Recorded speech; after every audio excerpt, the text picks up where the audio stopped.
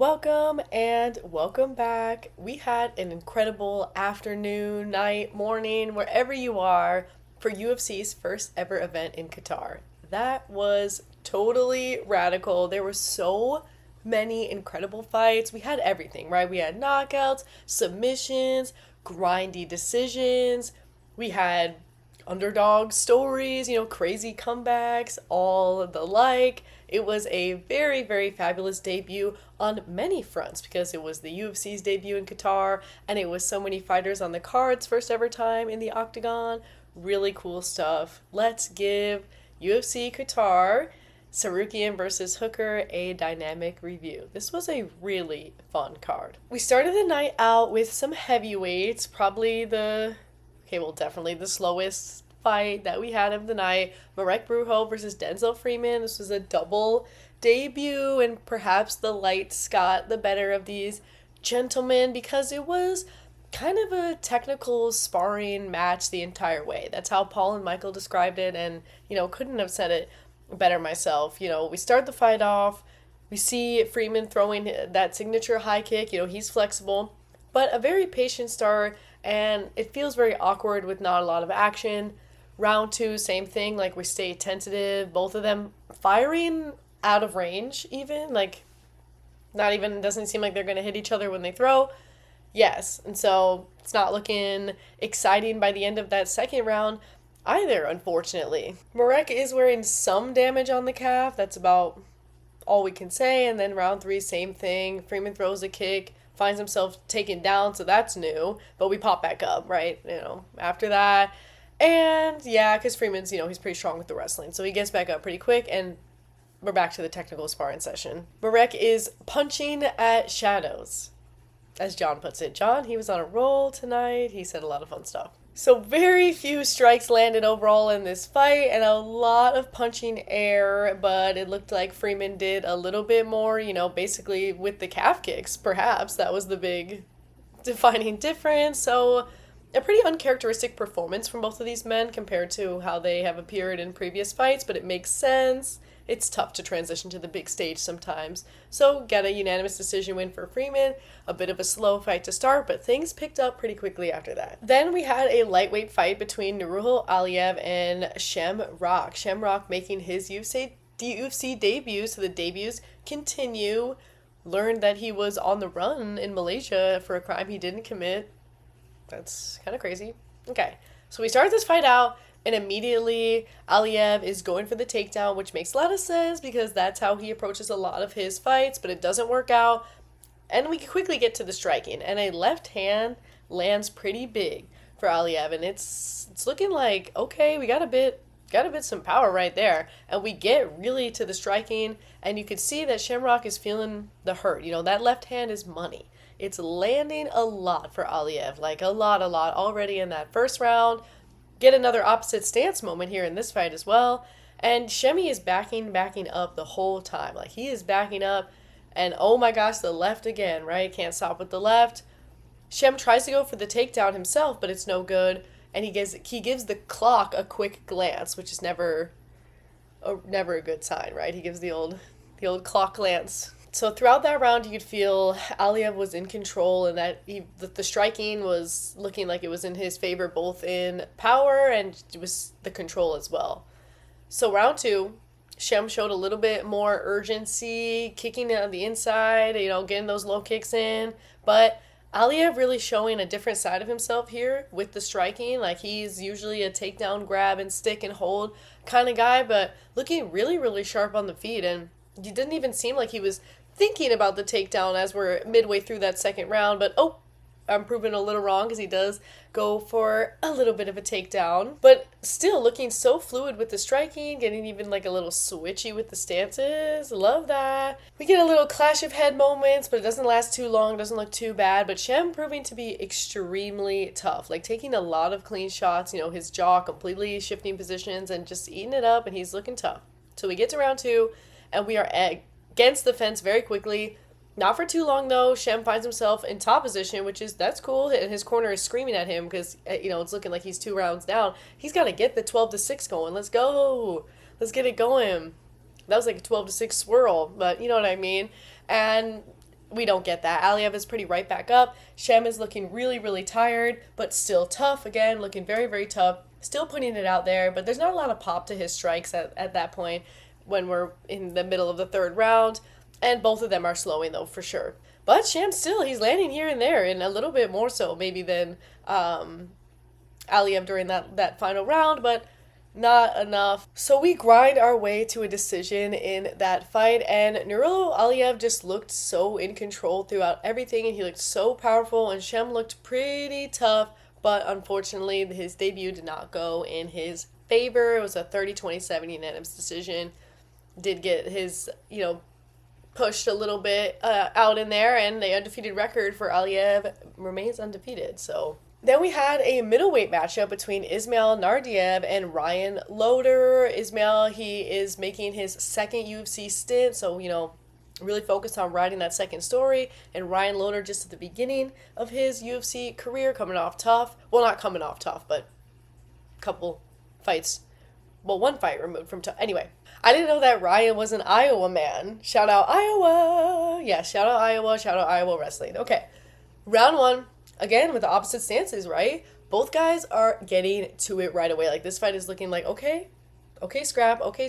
But holy heck, before we can, really get the ball rolling, we got a massive overhand right coming off Naurdiev. And, yeah, it lands. Loder was out. He was outie. Big time out, and thankfully there were no follow-up shots for our friend Ryan Loder. Oh my gosh, hardly a minute in, round one knockout Naurdiev. Nice. It's really cute how happy and excited he was too. Just, you could see his urgency. He, in the cage, it's like, I want this so bad, and he was just really, really happy to get that win. Yeah, feel for our guy Loder. Hope that he is feeling okay. Rest up, recover up, and we get a really awkward, we have technical difficulties. We get the technical difficulties screen after a bit of a glitch out. It's one of two in the night. We had two broadcast glitch outs. Yay! We love that kind of stuff. Do we? Why did I even say that? Yeah. So some technical difficulties, and then we make it to an exciting bantamweight scrap. Beksat Almakhan and Alessandro Topuria. This was a lot of fun.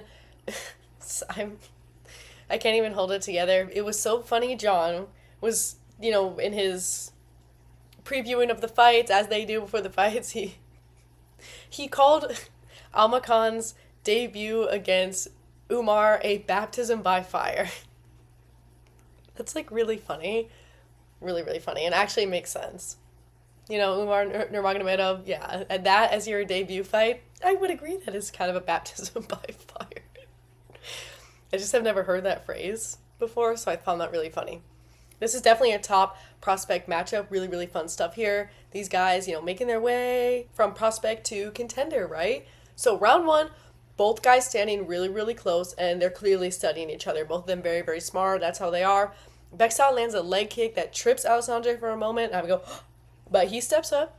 He shows some strength and gets Beksat to the ground in a very just kind of smart and strong. Like, he timed it really well, but also he's looking very, very physical in there. Beksat with the high-level get-up, though, as well. He's up very, very quickly. We got a minute to go. Overall, Alessandro playing it pretty safe on the feet, and Beksat studying and doing his circling thing. That's how he is. He loves to carve a circle in the cage. Great start, though. It was looking really great. And round two, Topuria, again, with a very solid takedown. Probably felt, even though that Beksat got up very quickly, he's like, I feel stronger. So, okay, I'll go for that again. Beksat pushing him off the best that he can. Takes a little while. Eventually, we are back up. And Beksat is back to circling. And he's starting to wear some damage. So, it's looking like the shots from Topuria are landing and wearing. His nose is a little bleedy. And it's pretty cute at the end of that round. Topuria, gently touches Beksat's face.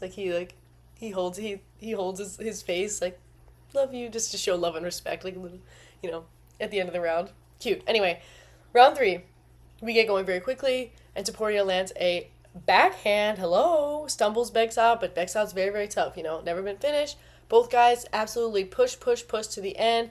Beksat, even with a final flurry of punches before the bell rings, Just such an incredible scrap, kept it grindy, kept it going, but it was feeling like Topuria was taking control like slowly and slowly as the fight went on and held a lot of control throughout.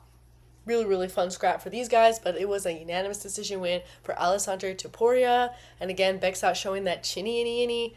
Really, really fun decision fight with that. Then next up we had Abdulrahman Yakhyaev versus Rafael Cerqueira. This is a light heavyweight fight. And a bit of an unfortunate tale. So, round one. It was a spinning kick from Yakhyaev that scared the daylights out of me, but it misses just barely, hits the gloves. But it's the second high kick right off of the back of that first one, basically, that really hurts Rafael.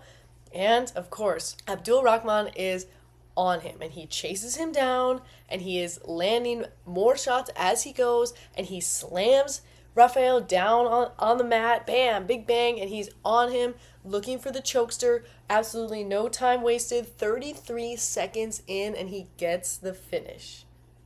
What? So Yakhyaev with a very, very bold, crazy double statement, because he's coming off of the Dana White's Contender Series knockout that he got in 30 seconds. So he got two 30-second knockouts in a row, or finishes, because in this case he got the rear naked choke, but two 30-second finishes. It's almost crazier even when one of them's a knockout, one of them's a sub. Way to go. Way to go. And he says that it was his plan to go, go, go, go, go. What a debut. What a debut. Then we had a very anticipated flyweight matchup and flyweight return for Alex Perez. We had two anticipated flyweight returns, actually. I didn't even think about that. Okay.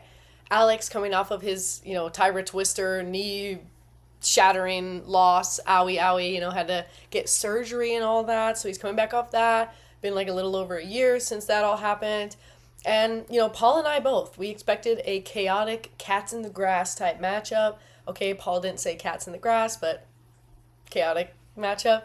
Yeah. And yes, we are off to the races. Like, as expected, Perez is attacking everything, all targets from every angle you could ever possibly think of. Like, he's like a protractor. He's switching the dial. He's popping off all these angles. It's great. And Azu's a little bit on the back foot.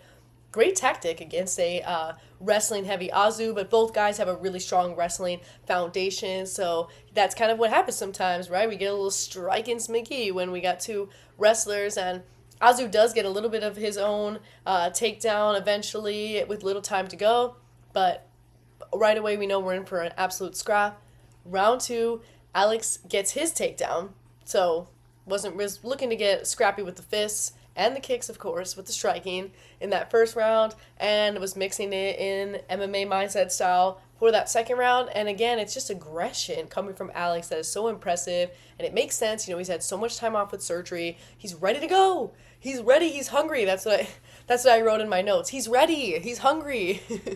That's all you need to know about the fight. He's ready. He's hungry. Yeah, and he really, from my perspective, was like, I want that main event spot back. Like, remember who I am, everybody. Here I am. And we are just scrapping it through. There's a crazy moment in that fight where Azu hits the spinning back kick and knocks Alex in the liver. And Alex, he's got the MMA mind, and he goes for that takedown, okay? And it's secured. Trying to make things happen from top position. And good job on him for that. Alex working in that top position. Working it in. But we're back up. Azu's, he's just so scrappy. He's got a lot of urgency, especially at the end of the second round. Goes for a takedown, but Alex is very much so on it, and he gets a little trip of his own at the end. We make it to round three, and I'm feeling to myself, Azu has been working that uppercut. Our guys at the desk make note of that as well, and we're just really getting going right away again in this third round, and then all of a sudden, what the? Alex goes for a takedown, and all of a sudden, Azu is jumping the gilly. Or should we say standing the gilly? What the heck? Alex went for that double leg and he got trapped up tight. And you can tell he didn't want to tap.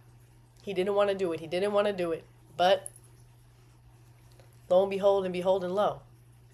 Yeah, he had to hit the tappy. And what an incredibly close fight. Up until that moment, we were everywhere. It was cats in the grass. It was amazing. It was so much fun. And we finished it off with that jumping gilly. at the top of round 3 for Azu Almabayev. Oh my goodness. And then technical difficulties again. We won. Oh, okay. That's okay. Almabayev really wants to make his way to fight Joshua Van. He's very, very close. I guess a lot depends on what happens, right? With our flyweight championship that is upcoming. But that was one of the coolest fights of the night. That one was such an incredible scrap. I mean, Alex was looking he was so feisty out there and he was doing everything. I loved the crazy angles, even though sometimes it was like a little chaotic. It was awesome. Like he was looking dope. What a fun matchup. Then we had a welterweight matchup with Nicholas Dalby, one of my favorites, versus Sagid Azmagayev. Dalby. So veteran versus debutant in this one. We got another debut. This one was a bit of a slowie at times. Oh, we got another foot. So right away, Sagid was looking to go, and Dalby was looking to stop all that, and pushed him up against the fence, and we stayed there for a while. Crowd hates it, and eventually the referee does pull them apart with about a half round to go. So he spent the first half of that round all on that fence. Dalby's moving laterally, and then again pushes Sagid to the fence. Goes in for the trip, Dalby does, he goes for the trip, but gets reversed. Yeah, it gets reversed because, Sagid on that Dagestani wrestling flow, and Dalby finds himself on the bottom with about a minute to go. But he does get back up very quickly, looking very tough, looking very strong, and he's back to controlling against the fence. Round 2, Sagid gets the takedown himself immediately, so instead of reversing it on old Dalby, he runs in and gets it. But again, Dalby's up very, very quickly. Fence grind again. Dalby goes for the takedown, but we have the same exact situation. This is after a long grind, too. So we grind it out. Dalby goes for the takedown, gets switcherooed again, and then finds himself in a body triangle. And that's kind of how that ends. So round 3, we keep it pushing. We get a little bit of an exchange here, there, out and about. But, we're back to the fence. We do get a little grimy and nasty at the end, but there was a lot of fence moments, and it was a bit of just kind of a battling of control with not a super high volume of strikes landed from both guys. So this did end up being a split decision win for Dalby, probably with all the control. Just he was mainly the one who was pressing against the fence, but kind of a weird one. And then we had our featured prelim, a featherweight fight between two rising stars, Bogdan Grad and Luke Riley. Luke Riley making his debut. Oh my goodness, this fight was crazy. Bogdan's so cute and fun, coming in arm in arm with his squad. I was like, I love that. I love this energy. And that is what Bogdan is all about. He is about energy. He brings that energy, and he was gas. He was gas.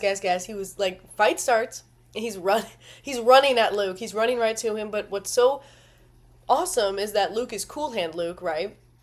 If you know what I mean. He's very cool with that. He's down for people to run at and get in his face because he's very much so on the counter-striking side of things. So he was fine.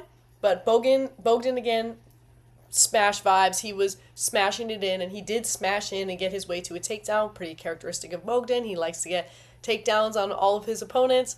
And Luke is trying to grind his way up, and he does make it to his feet, but it's looking pretty scary because Bogdan drags him right back down, and you can feel like, okay, yeah, Bogdan really does seem to have a big advantage in that spot. But we do rise again with about a minute and a half, a little more than that to go. And Bogdan with another single leg, though. So Luke has had to drag himself up 2 times, gets put down again, and we get the little stat pop up that Bogdan has now taken down all 3 of his UFC opponents 3 times. That's very significant. So not just taking all of his opponents down, but has taken all of them down 3 times, at least. That's so MMA. Bogdan's so MMA. He lands some bombs too. Pretty crazy. As Luke is working his way up against the fence for that final time after that 3rd takedown, Bogdan, he hits him with a couple of nasty ones during that, and you hear a couple of yikes kind of sounds. And then we start round 2. And you're thinking, wow, Bogdan was really like bullying Luke. I wonder how he's gonna respond. Like, I wonder what he's gonna do to make adjustments. So the narrative changes very quickly when Luke misses with the right, but lands a nasty left hook. It's crazy. It looks like both guys were shooting for a hook at the exact same time, and it was Luke's that landed flush, so flush that Bogdan literally spins around like almost in an entire circle. Like, he is outie 9,000. It's crazy. He does seem to partially wake up upon hitting the ground, so Goddard gives him a chance. Lets Luke jump on top of him, and he is, and Bogdan is defending a little bit at first, but no. Eventually, the ground and pound, the hammer fists, etc., you know what I mean? Hammer fists, etc., they get through, and Bogdan is out, potentially, like, times 2, because he was, like, a little bit out from the left hook. Okay. Yeah, pretty crazy that they were both going for the hook at that time, too, but it was Riley's that landed. Crazy KO in round 2. Way to rally, honestly. Like, good on Luke Riley for rallying and bringing it back for that second round. We've seen him do that before, where he has gotten, not necessarily bullied, but maybe pushed around a little bit on the ground and just kind of weathered the storm, kept the get up very good. He's always been pretty good at getting up. But wow, yeah, this is a very characteristic Luke Riley performance, but all the more impressive to get that done against Bogdan Grad. It's looking like a really bright future, I'd say, for both guys for sure, but really cool to see Luke Riley's first appearance go like that. That was pretty awesome. So I think so far at this point, it's looked like all the undefeateds have kept their undefeated status. Pretty awesome. That was pretty crazy. And Luke said in the interviews leading up to this fight that, you don't get a second chance at a first impression, and so he was really kind of focused on that here and making sure that his first impression was a good one, and I would say it was a very good first impression. Heck yeah! So that leads us to our main card, and we're back to a much anticipated flyweight return. Tagir Ulanbekov going against Kyoji Horiguchi, and Kyoji has not been in the UFC for almost 10 years. It's been 9 years since he has been in the octagon, which is pretty crazy stuff, so very, very exciting. And he has just been on an absolute tear, coming off of defending the belt in Risen. So round 1, Horiguchi is circling and threatening the Darden because he's very fast. That's what I've noticed just from the few fights I've seen of his, that he likes to dart in there, get it going, we dart back out. But not super committal with any of his dart threats. During this first round, Tagir does get a takedown with about a minute and a half to go or so. But we're back to the feed, and we're picking up pace as the round is starting to end. So it's like, okay. It's feeling like a close round in that first round, but I kind of get the sense. I'm like, okay, looks like we got a little bit of a scrap headed our way in these upcoming rounds.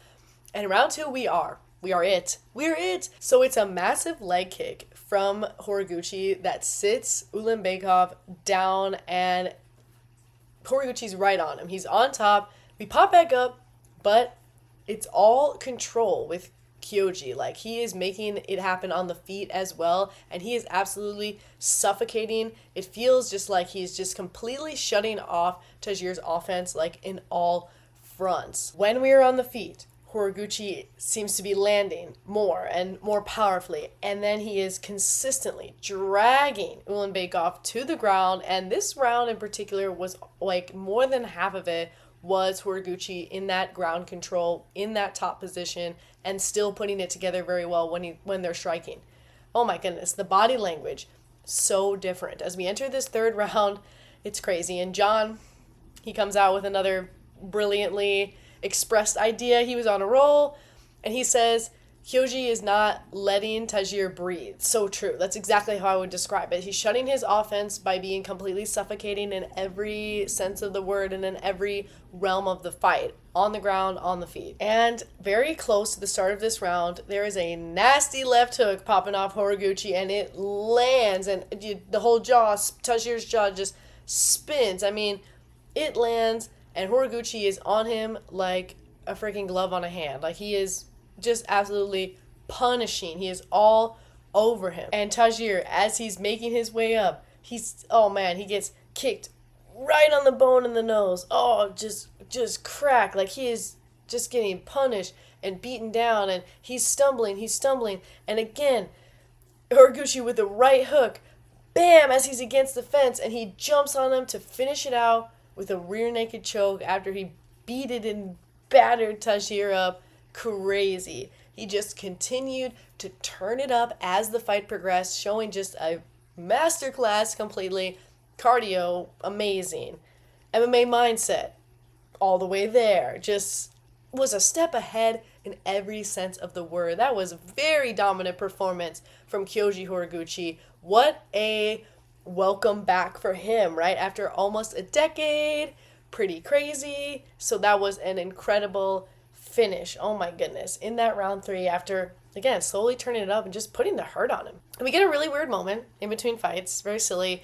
You know, we see Bahamondes, and then we see Ronaldo Rodriguez, like, losing his mind. He's losing his mind with Love and Light, and he's recording Yair next to him, like losing his mind, like, yeah, let's go, like, and Yair is like, can you stop touching me, please? I'm like, ooh, that was awkward. Okay. Then we move on to a crazy heavyweight matchup that doesn't even make sense. Waldo Cortes Acosta versus Shamil Gaziev. How did Waldo get here? Where's Waldo? Like, you know what I mean? How did he get here in time? So 2 days notice, and he made it all the way to Qatar. That's so Waldo Cortes Acosta, because you know how he is. He's a bit of a showman. He's a bit of a silly fun guy. And he fought just a couple weeks ago. Okay, but he's motivated. He is motivated. And pretty thankful, too, because I was really looking forward to the Sergey Spivak versus Shamil Gaziev fight. You know, Shamil, he's so much fun. He is so crazy. He smiles in the face of the pain. And it was really great that on 2 days' notice, Cortes Acosta could come through. So he's coming through, stepping in 2 days' notice. That is just insane.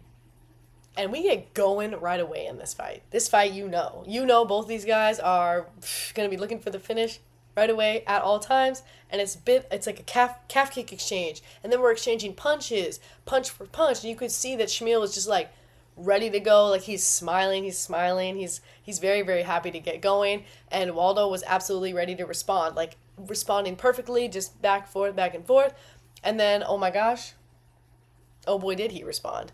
Yeah, so it's like a jab-like punch that originally dropped Shamil, and that's the first time I think, because, he drops them, sort of like a kind of jab, kind of an overhand, and he's okay-ish, right? Shamil, like, survives, and he recovers, but very quickly after that, it's an overhand righty.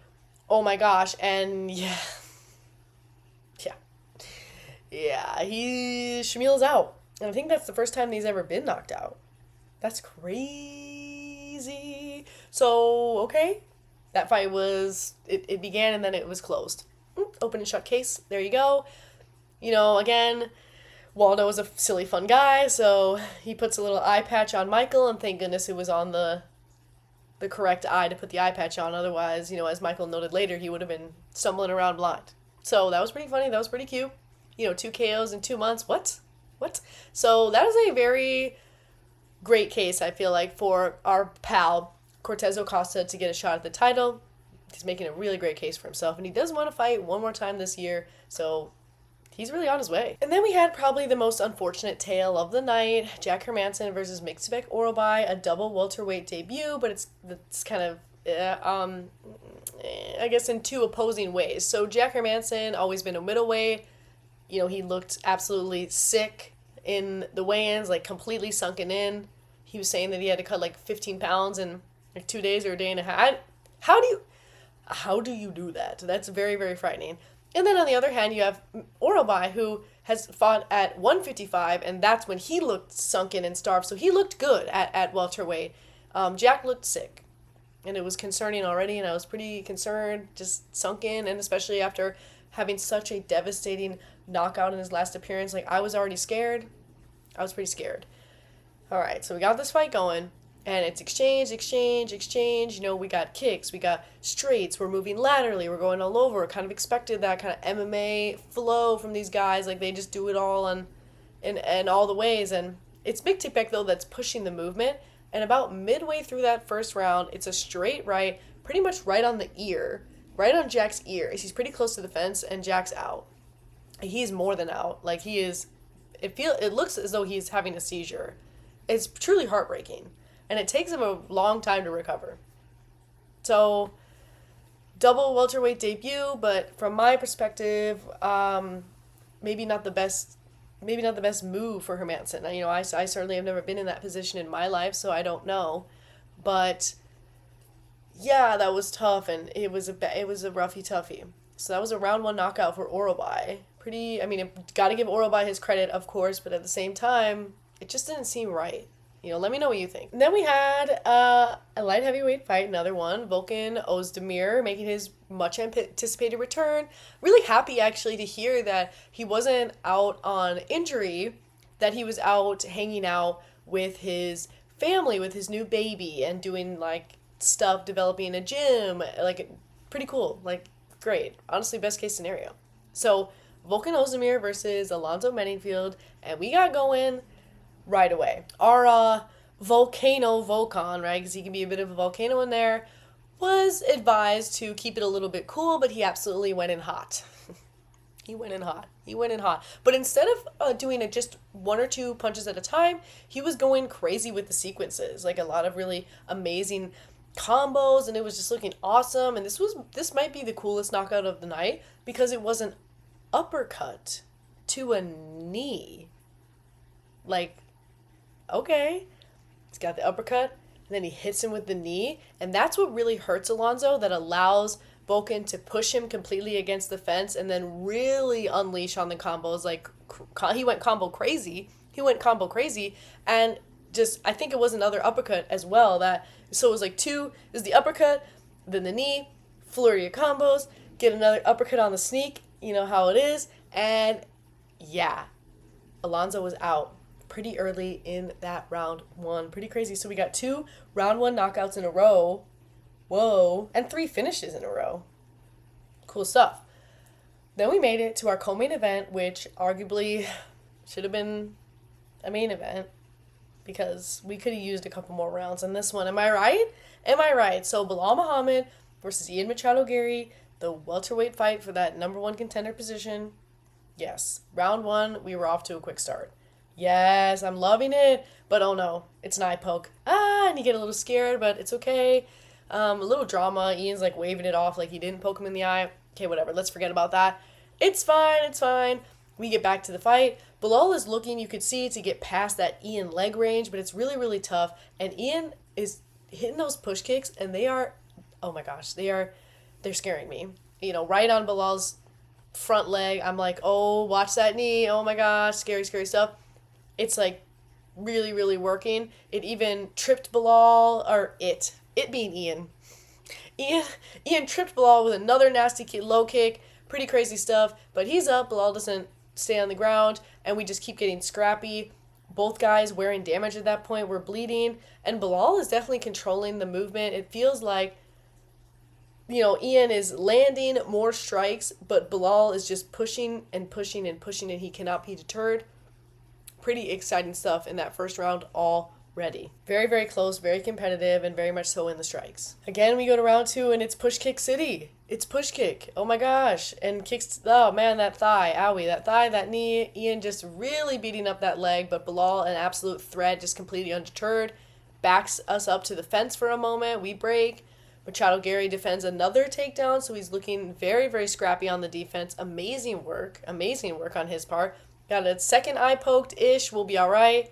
They replay that one 5 times because it's a bit of a was it an eye poke or was it not? Whatever. Okay, whatever. We move on. We make it to round 3, and we are bringing that round 3 pace. So you can tell both guys just went. They just turned the dial, and Ian specifically, I feel like, turned it like the heck up. Like he turned it up. So he's starting to really shine, as John said. He's really shining there, defending takedowns again, left, right. Like Belal was not able to get a single takedown on Ian, unless I blinked. I don't think he got a single takedown on him, and he was holding his own in the clinch, just really holding his own. But we are up against the fence for a moment. Belal getting in some control time there, but Ian landing those strikes from a distance. But Belal still pressing in and landing his own, but just a little bit behind in that way. But the fight, again, really could have benefited from having 5 rounds. I mean, both guys did leave it all on the line in that final moment, and we got scrappy, but you could just feel, you're like, oh my gosh. And we know, right, from their experience that they can go 5 rounds and look really good. So I really wish we saw that. I was like, the fight's not over. Keep it going. It's not over. The fight's not over. But, yeah, unanimous decision win for Ian Machado Garry, because he was able to keep himself ahead in the strikes. He did a really good job just getting Belal off of him and making sure that he wasn't able to secure any takedowns. And Belal was just such a scary, demonic threat in there. Like, just, again, took some clean shots just again and again and again, but kept pressing towards Ian, just kept giving him all the trouble, which to me makes the Ian's win kind of all the more impressive, that he was able to deal with Belal and get a unanimous decision win. I think, that in conjunction with his incredible little promo for himself at the end, I think it makes a lot of sense for him to get a title shot, because if it's true that Shavkat's knees or his knee is still injured, that he needs time, we got to give him that time. We don't know how much time, but that's what the biggest variable it feels like is right now. But that was really awesome, and Ian Garry, you know how he is. He's so charismatic, even if he's a little cringy, a little corny. It's fine. So that was really cool, and that was a really fun fight. Again, just wish, come on, give me 2 more rounds. So we made it to our main event, another fight for that number 1 contender spot. Arman Tsarukyan, actually ranked number 1, versus Dan Hooker. Hooker looking to spoil it up. He's just looking to send the prospects back down the rankings. We got started with this one, and Dan was not holding back. He was bringing that energy for sure, just looking to get right in Arman's face, and I liked that. But about a minute in, Arman locks us up against the fence, and he's got a really good combo on the break as well, as we get away from the tangle. And we tangle up again. We got a little bit of a clash of heads. And it's Dan, and throughout the scramble, that's looking to get a little hangman on him, right? Get a little hangman on him, looking for the sub. But Arman goes full crocodile. He goes full crocodile, and he spins right out of Hangman's control. It's actually really cool. I don't feel like you see that. I don't know. You don't always see that. That was crazy physicality. Like, he gave him the crocodile spin, and now he's on top. That was amazing. So Arman ended that first round working in damage and control from that top position in a very meaningful way. He's like elbow, boom, boom, and Dan, he's got his toes locked into the fence. He's got his toes locked in, which I think only really happens when you're struggling it up. So toes locked into the fence. Oops, happens. So we finished that round 2. Dan is looking to get very, very kicky. The kick volume has already increased from that first round. And he, again, goes for the ghillie. Okay. And Arman does the exact same thing. He crocodile spins him. He crocodile spin defenses his way out. And he's on top again. Exact same scenario. But in this case, we got 3.5 minutes to go. Yikes. And he's grounding. He's pounding. He's grounding. And he's pounding. And he's freaking, double hammer fisting at this point. Oh, my gosh. Dan is, he's double hematoma. Double hammer fist, double hematoma. Okay, I don't think he actually did any of that, because Arman does a really good job at making sure he maintains the control in that top position and not risking Dan escaping or anything like that. So he kept him there. He kept him square, and he busted Dan up. He was so busted up. And through all of that, he's like, okay, he's looking like he's softening up a little bit. And so he squeezes him into the little arm triangle, and yeah, there's nothing Dan can do. He's trying to grab his arm, do the thing that you do. There's nothing that you can do, though. He's in trouble. He's in triangle trouble, and he's got to tap. He's trapped. So Dan Hooker taps. He does. So yeah, Arman Tsarukyan with that arm triangle round 2. He pretty much ran through Dan Hooker. That was crazy. So again, could we just? This should have been the co-main. It ended in the second round. I'm kidding. Really awesome performance from Arman, just reminding us why he holds that number 1 contender spot and why it makes so much sense that he should get a shot at the belt next, at least from my perspective. That was awesome from Arman Tsarukyan. I mean, Arman Tsarukyan, do. Yeah, he went like that. So there you have it. That is our review. What a crazy night in Qatar. First ever UFC event, and it was quite the reel of highlights. Am I right? There were so many fun fights on there. Oh my goodness. What was the craziest moment? I mean, Almabayev with the old hit him with the reversal, right? That was pretty cool. Luke Riley as well, was looking like he was in for what could have been a really rough fight with Bogdan Grad, but talk about flipping the script. So many scripts flipped. Waldo Cortes Acosta coming out of smoke and mirrors. Where did he come from to save the day? That is just so crazy, so cool. We had a bit of unfortunate moments with our man Jack Hermansson. Hope he's healing. And everybody else who suffered from a knockout, of course, but just two back-to-backs. Same with our boy Rafael. Hoping that he is recovering.